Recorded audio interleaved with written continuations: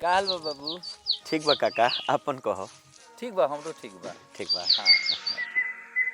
हाँ भैया आइल बड़े का तहार?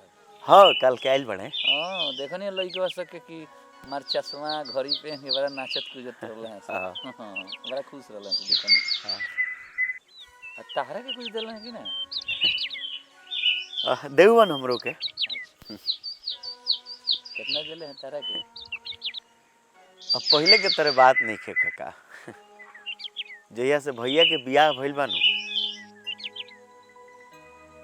तहिया से परिवर्तन आयल शुरू हो गइल बा। अब वो भौजी के बात मानत रहे। अच्छा हाँ, प्यार बड़ी कम हो गइल बा। पहले आवस तो 2-4-5 हजार रुपया देस, कपड़ा लेके आवस, घड़ी लेके आवस, कुछ कुछ लेके आवस। आवे के पहले फोन करस कि रे बाबू आओ तनी का चाही, तो कुछ मांगी तो ले ले आवस। ओकरा बाद इहो कहस कि घटी बड़ी न तब बताइए। मगर ए बेरी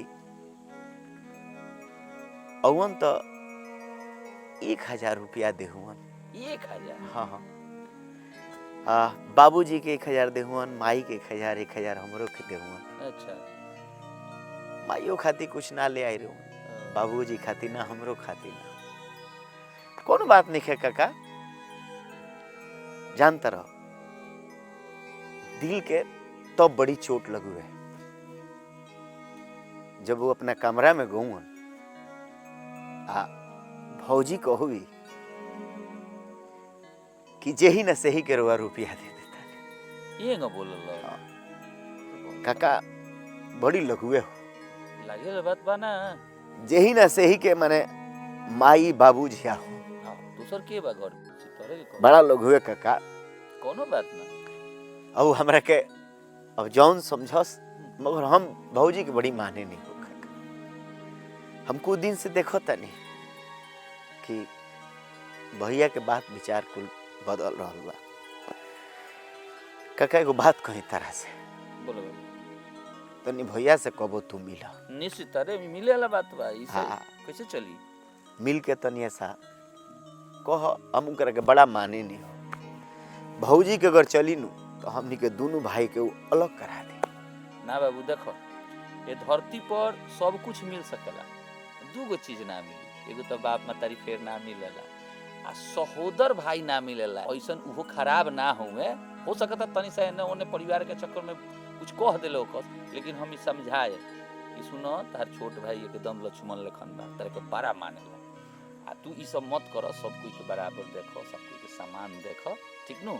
आ पहले वाला प्यार फिर से आवे के चाहिए। तू कमा तो मतलब तू अभी नहीं खा कमा, तू कमाई लोग तो बढ़ जाए रुपया पैसा। कमाई के बात नहीं है काका, घर बटे के ना चाहिए, परिवार बटे के ना एकदम चाहिए। एकदम बड़ी माने नहीं हमरा अपना भाई के, तो तनी काका निहोरा करतनी एकदम कि तनी ऐसा कबो भेंट करके आ भैया के समझा दियो कि भाभी के तनी वो समझा दी। ना ना हम बोले कि तनी से अपना पत्नी के तनी तू समझावो, बोले पर कंट्रोल रखो। अरे भाई तहार हो, पत्नियों तहार ही हो, तो दोनों के बराबर समझे के पड़ी। हाँ अरे वो आ गई बड़ी हमरा घर में, तो वो परिवार के सदस्य बड़ी, परिवार हो मगर गई। परिवार बंटिहन ना हम अपना भाई से अलग नहीं ही रहे के चाहत होगा। ना ना ठीक ठीक हम समझाए, ठीक नो? एकदम समझाए, तू टेंशन मत लो। हाँ। ठीक नो? एकदम खुशी खुशी रह। ऐसन कबो ना आई, कबो घर ना बटी, कबो डरार ना लगी, ठीक नो? तू टेंशन मत, हम समझाए, ठीक ना? और सब ठीक बा ना? हाँ, चल ठीक बा।